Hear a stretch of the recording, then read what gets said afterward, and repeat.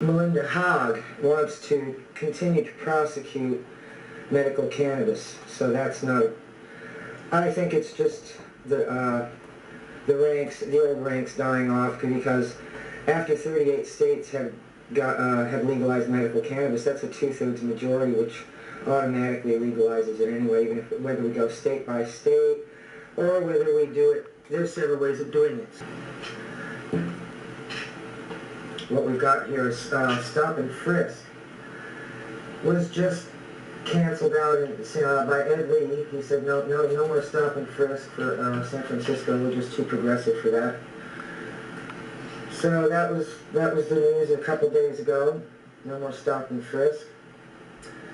And Melinda Haag continuing to her crackdown on cannabis in California. She actually, it's about the property. I reckon they want the property Harborside occupies. They want them evicted. It's just a vendetta. And also, have you heard about the for-profit jail in Fremont? It's a separate jail for those who can afford it. $155 a night will get you a cell with no unsavory characters. So that's also on my Twitter feed. Y'all should check this out.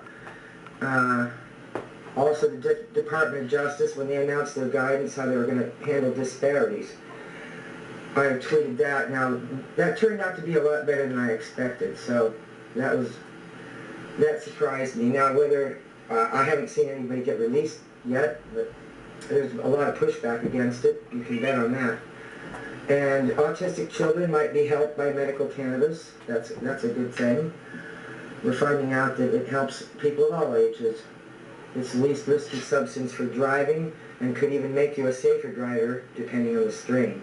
That's also the MMOT hashtag.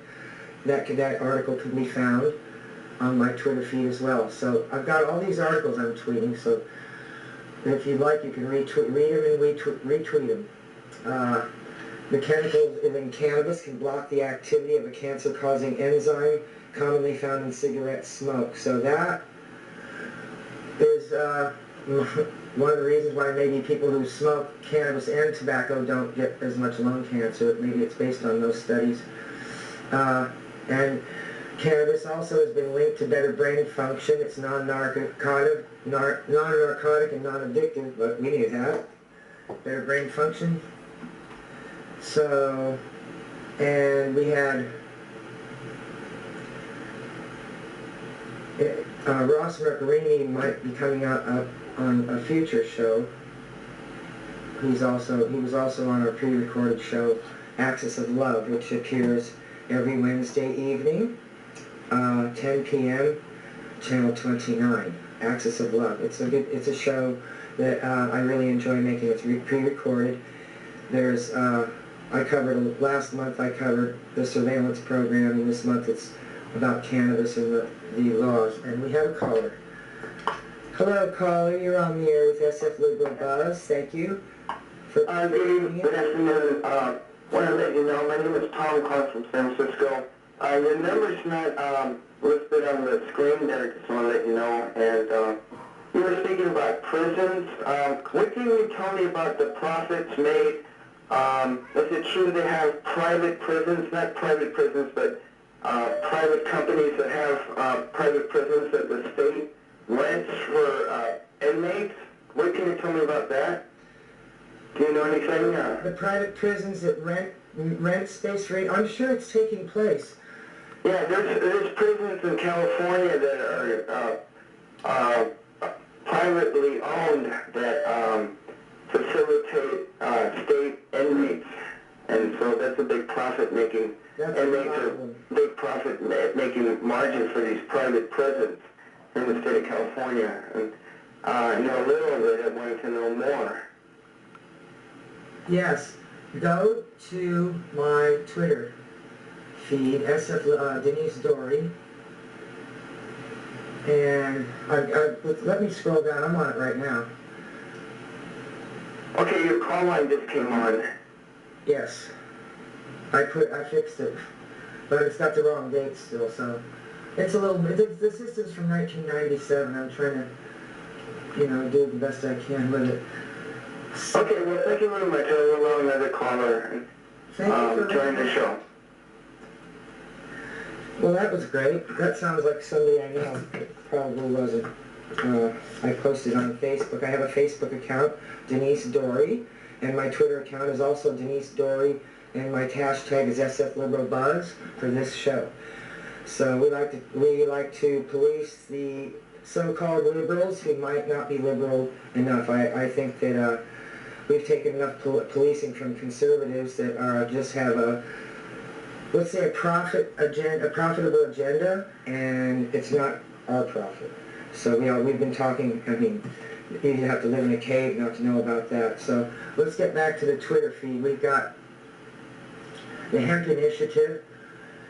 Now we've got the Cannabis and Hemp Freedom Act. That was enacted.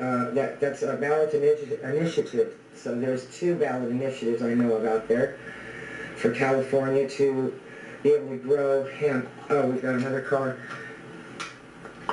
Hello, caller. You're on the air with Denise Dorey. Are you there? Yeah, hi. This is Psychic Frank, Denise. Frank. Yeah, I wanted to say, yeah, the prison industry is out of control. Yeah, they're paying off politicians to pass these laws and putting people away for, like, the slightest violations of, like, a little bit of marijuana.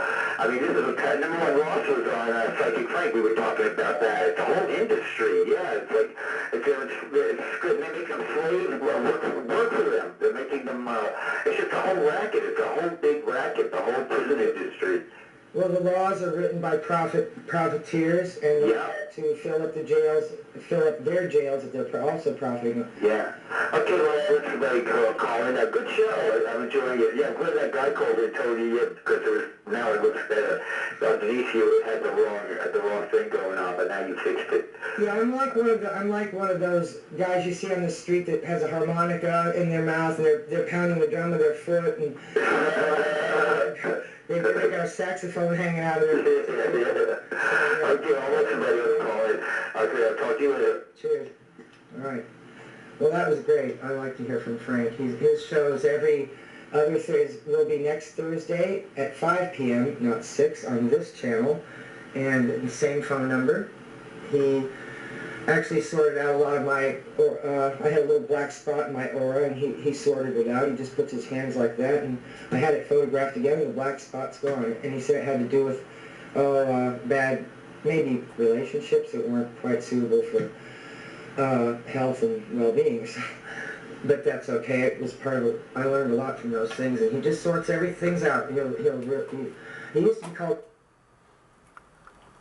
Frank, so check him out. Thursdays, 5 p.m., every second and fourth Thursday. So, yeah, he's a great friend. And so here we go. The Freedom Act 2014. Now, there's lobbyists that want to want the cannabis to be legalized, but they want to wait till 2016. But then the people who are in jail and people people are supposed to be released from jail because of Eric Holder's statement, but we'll see what happens. Like we said, we had to push back against that. Now, let's see. Besides the Twitter feed, I've got things that I've got written down to talk about because Shona couldn't come in. So I didn't know she wasn't coming in until like an hour before I was doing the show, so I didn't have anything prepared, but I got things from past shows that I never got to talk about. And this is one. Now, I wanted to talk about the 11 steps to fascism. And this is part of the prison industry. So the first step to fascism is to invoke a threat, like the war on terror. And then the second step might be to establish secret prisons. And I can't say because they're secret where they are. So, and develop a paramilitary force, maybe like Homeland Security, that aren't answerable to any voters' oversight. And to surveil ordinary citizens, which we found is taking place, with no question about that. And to infiltrate citizens groups like, Occupy, which they were anti the Tea Party, to be fair. They arbitrarily detain citizens, like stop and frisk. Target key individuals, like whoever the leader is. So, And then they restrict the press. Well, we've seen that because whistleblowers are, what's the difference between the press and a whistleblower? There's a fine line. Or there is no line. There shouldn't be. You see what you see and you talk about it. That's the press. Cast dissent as treason. Well, look at Julian Assange. He's sitting after, I don't know how long he's been in that embassy, quite some time now. Subvert the rule of law. I don't have to. Well, and number 11, disarm the citizens. Well, that hasn't happened yet, but they don't really need to if they're spraying us with flu viruses. They might just be able to kill us that way. And then make public gatherings a crime. Well, that happened too. That was made a crime just recently. So, yeah, thank Congress for that. They're just not very popular right now. And what we really need right now are policies created based on critical thinking, and the critical thinking is just it's disappearing from a lot of news channels that I used to enjoy. So I used to feel I was confident that I was getting the truth. I mean, there might be a black man in the White House, but black men are still in the cell house. So I'm just trying to reconcile with that. And Michael Hastings. Oh, we have a call. Hello, caller. Thanks for calling the SFLiberalBuzzE. Hello? Hello. Yes, can you hear me now? I can hear you now. Yes, are you guys going to talk about surveillance and the V-chips, clipper cards, and national ID cards, and tattoos on your forehead, all that good stuff? Ooh, ouch.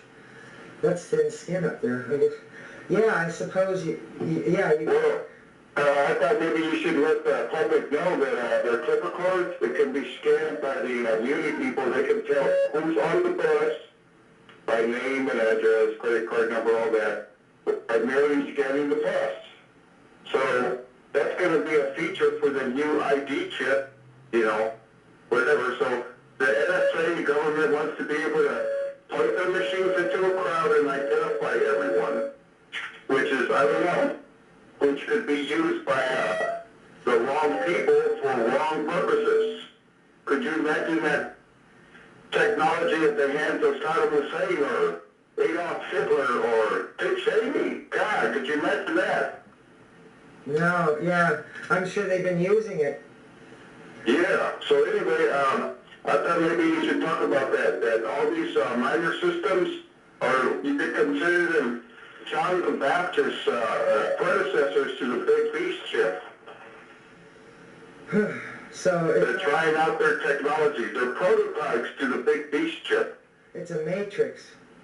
Yeah. Well, they won't call it the beast chip. They'll call it like something like the Jesus chip or the Patriot chip or something sounding nice, something sounding cool.